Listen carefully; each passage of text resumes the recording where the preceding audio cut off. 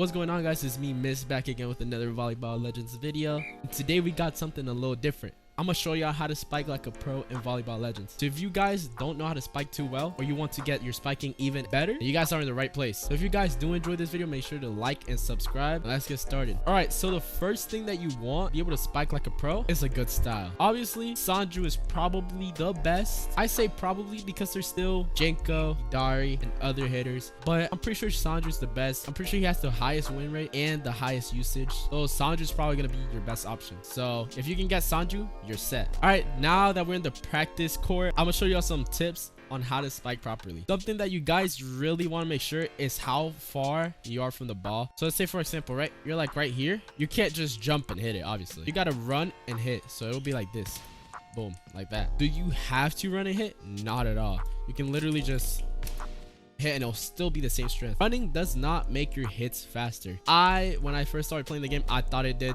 so I looked a little silly just running to the ball thinking it was gonna make it stronger. No, it does not make it stronger. It might actually mess you up because people are just gonna read you easier. That's the first tip I got. The second tip I got is don't look at the ball itself, look at the shadow. So when you see the shadow, when it starts going down, that's when you want to jump up. So look, you don't even have to look at the ball, you just look at the shadow. You can literally go in first person.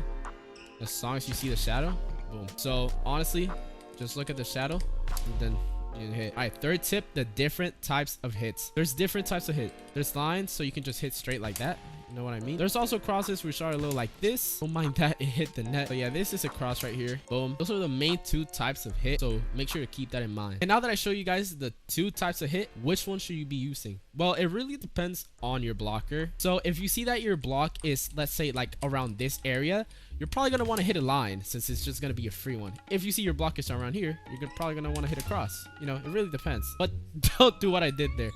You're going to want to, you know, hit a cross like that. Now that I show you guys the basics of hitting, we can get a little more into the intermediate level things of hitting. All right, so you know, you can hit like that, right? So now I showed you, all right, you could just hit either line or cross. But what if you want to bring it to the next level? Well, the next thing I'm going to show y'all is tilting. What tilting does, it kind of changes the direction of your hit. So for example, I'm going to aim straight forward, right? I'm going to aim as straight forward as I can right here. That's perfect. Now I'll just throw the ball without any tilt. What tilt means is pressing your WASD keys to move the ball. And now I'm going to spike the ball with the W tilt. You see how it got a little shorter? The ball hit the ground a lot quicker because I used the W tilt. If you use the S tilt, it's going to do the opposite. It's going to hit it a little later. So it'll look like this. You see how it went all the way deep there? Now an A tilt is going to put it on the left just like this.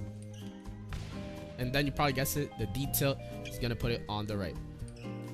Let's say, right, you're aiming like this and you want to hit a line, you can still do it like that. So it really does help out. Let's say you're trying to hit all the way at that corner, you'll use S tilt. So if you don't use any tilt, it'll just look like this. All right, now that I show you guys the tilt, I'm gonna show y'all probably one of the best techniques, which is shift locking. What I mean by shift locking is you're gonna be out of shift lock the whole time, right? And you're gonna be aiming at where you want to hit. So let's say I want to hit this line, right? I'm not gonna be on shift lock to the end, and then boom.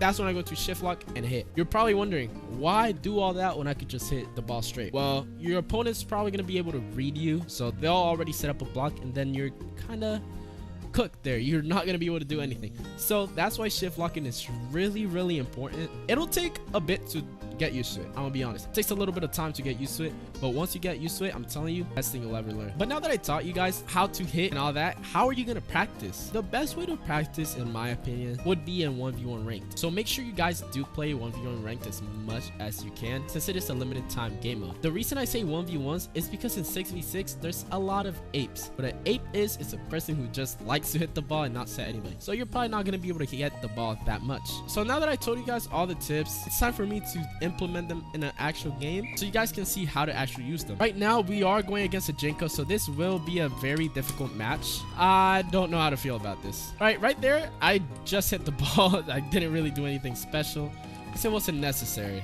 But the reason I say 1v1s are the best is because you can do everything yourself. You don't need to rely on teammates. You don't need to be going against ball hogs or have a ball hog as your teammate.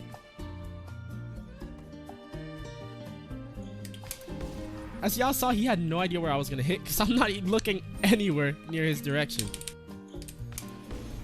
You see, there I was looking the direction the whole time. But I mean, I was kind of like moving my camera a little bit. Alright, that wasn't supposed to happen. I mean, it still worked.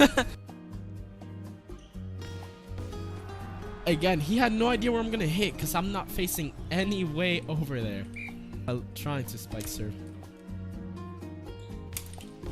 There we go. See, that was probably the best example I could give. You want to wait till the ball is like pretty low and just instantly shift lock, jump, and hit. It'll basically make it like really like unpredictable.